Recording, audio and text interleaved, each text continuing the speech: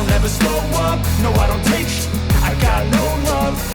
Swarm transcends the Beehive parody to become something brilliant.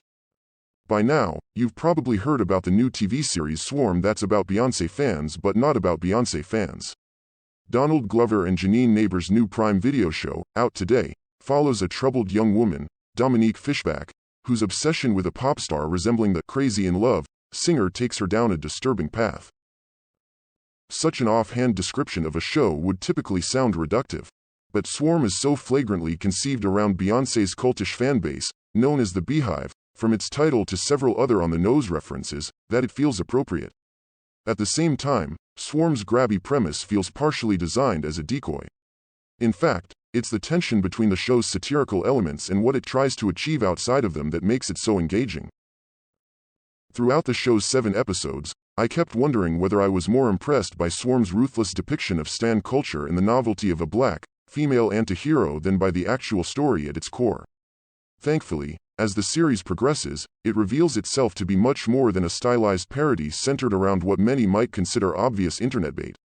Instead, it's a provocative and surprisingly humanistic portrait of the people who get left behind. Warning: spoilers for Swarm below. While Swarm features a number of supporting players and guest stars, the show is essentially a one-woman act, due to the magnitude of Fishback's performance. The actress plays Dre, a socially awkward, 20-something woman with few relationships outside of her sister Marissa, Chloe Bailey, and her favorite artist Nisha, Nerine S. Brown, the latter being parasocial, of course. Dre and Marissa have the sort of darkly codependent sisterhood that brings to mind Shelley Duvall and Sissy Spacek in Robert Altman's film 3 Women. Their bond is partially built on their shared affection for Nisha, although Dre's is a lot more intense. We understand the urgency of their relationship when Marissa is dumped by her freeloading boyfriend Khalid, played to fuckboy perfection by Damson Idris, and commits suicide when she can't reach Dre over the phone. Elsewhere in the pilot, we learn that Dre is not just estranged but seemingly despised by her family when she attempts to attend her sister's funeral. Notably, Marissa's death leads Dre to commit the first of several murders throughout the series, first as an act of revenge for her sister and later on in the name of Nisha, or maybe someone else. The 30-minute premiere alone, particularly its last scene, will leave you feeling a bit concussed. The rest of the series, though, unfolds in a manner and pace similar to Glover and Neighbors' previous collaboration Atlanta, with bizarre excursions and darkly funny encounters with curious strangers.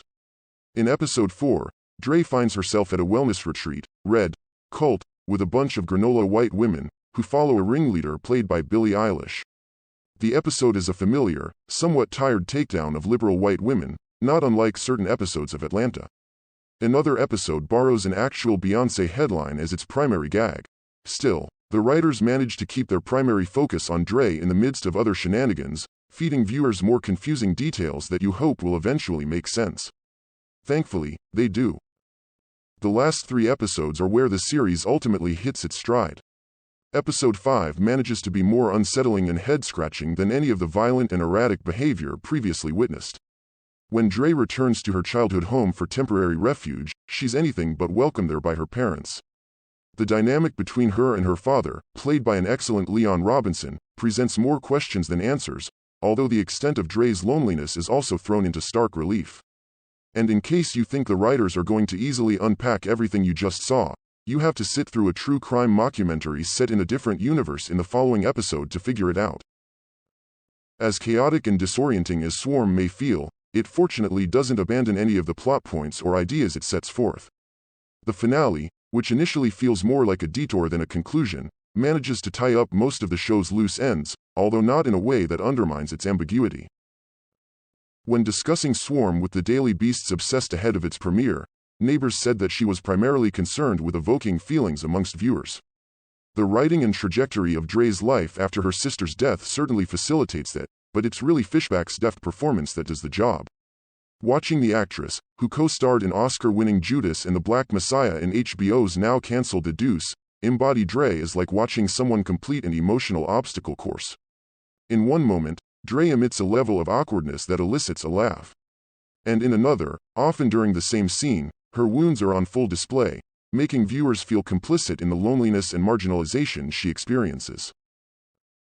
Beneath the Beyoncé of it all, Swarm is ultimately a story about grief and isolation. It's a popular assumption that anyone who spends hours of their life obsessing over someone they'll never know is experiencing some sort of emptiness. Culturally speaking, though, these feelings are rarely ever interrogated. However, Swarm forces you to stare in the face of these often anonymous people, even if it's a dramatized version of them, and experience all the intensity of their inner lives. The end result is horrifying, hysterical, and refreshingly empathetic.